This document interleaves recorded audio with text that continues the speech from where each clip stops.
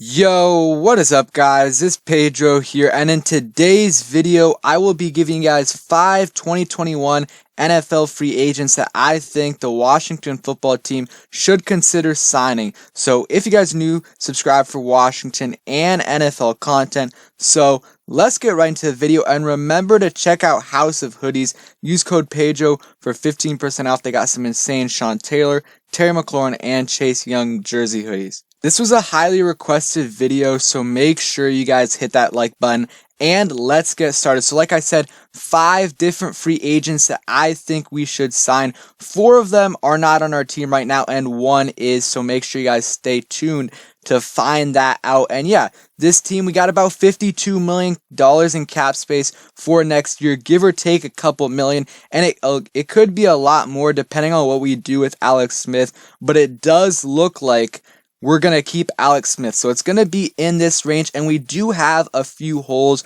that we do need to address. Obviously quarterback, but that's probably going to be happening in the draft. And then on offense, you also got a second wide receiver, to help out Terry. You got a tight end that you need to address, and maybe a couple positions on the offensive line, maybe that left side, depending on what Sadiq does. And on defense, you might want to go ahead and get a linebacker in the draft or free agency and a safety. So let's get started. So the first player that I have on this board is Corey Davis. He's a very solid wide receiver, and no, he is not a number 1 receiver, but we don't necessarily need that. We have Terry McLaurin, and I will get into another number 1 receiver we could get later in this video, but I think Terry McLaurin and Corey Davis would be a perfect fit with each other. Corey Davis this year, 9 games, 619 yards, 3 touchdowns. So he's been pretty solid and would be on pace for 1,000 yards if he was healthy for the whole year. 2019 didn't have a great year, 15 games, 600 yards, but still, that's a lot better than anything we have right now. And sure, we'll see what Kelvin Harmon does. We'll see what AGG does, Cam Sims, Steven Sims, all of these guys, but we don't know what they're going to produce. We know at the very minimum, if he's healthy, which he has been for most of his career, Corey Davis is going to get you 650 plus yards. That's probably what's going to happen, or even more. This year, he has had a great year, and it would be a relatively cheap option.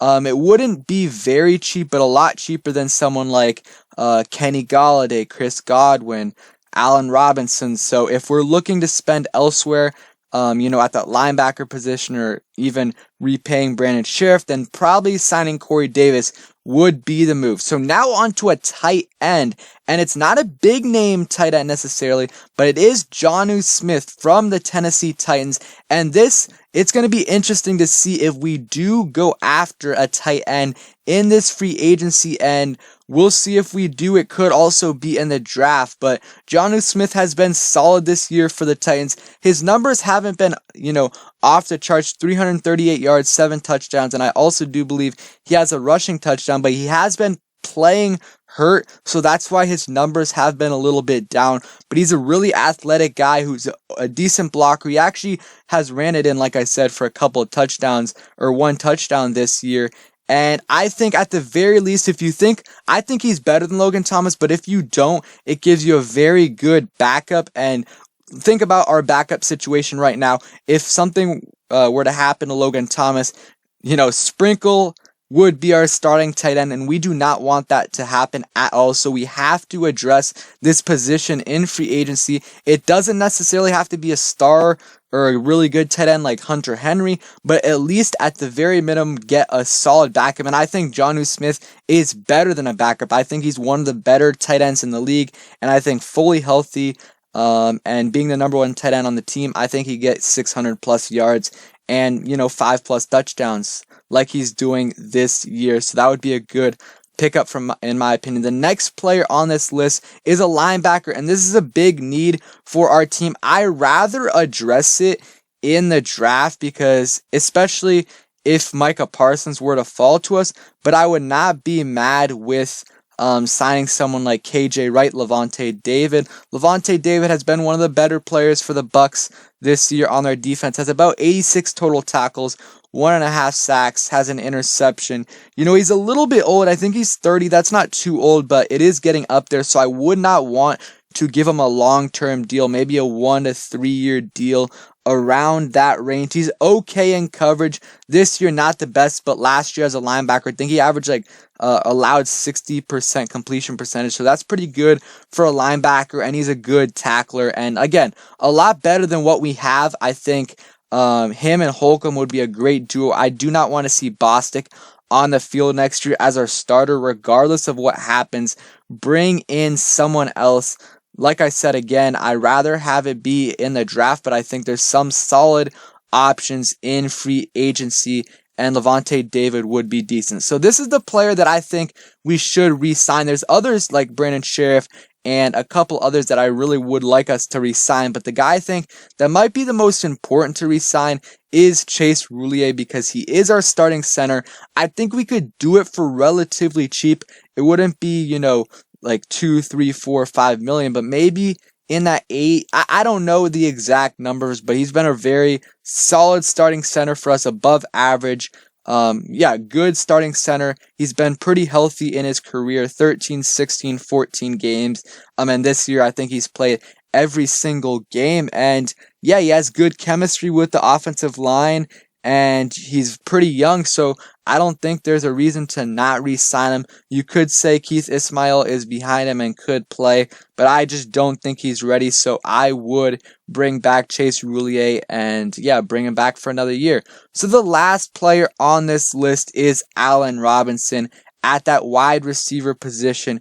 He's probably the only top-notch receiver that I would, target in free agency, just because you know what you're going to get from him, and he is quarterback-proof. I mean, look at his, his career from 2014 to 2020. I mean, his best quarterback, really, who is his best quarterback? Maybe you could say Mitch Trubisky. You really don't know. I mean, he played with Blake Bortles for, his first few years in the league, and then Mitch Trubisky and Nick Foles for a little bit of this year. And he's been, a good wide receiver, actually a great wide receiver. In 2015, had 1,400 yards, 14 touchdowns. The next year, a little bit of a down year, 883 yards and 6 touchdowns. The next year, he had a bad injury that forced him to miss the whole season.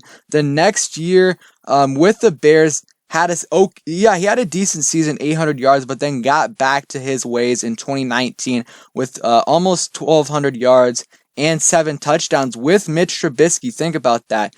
And this year he's played really well, 829 yards, and is on pace for around 1,200. So he's been a beast this year, has 5 touchdowns, and I think he would command a lot of money, but I think he would be a great threat on this offense. He's a big receiver, would pair alongside Terry McLaurin really well, and I like him over other guys like Kenny Golladay, Chris Godwin, because he's going to get over 1,000 yards.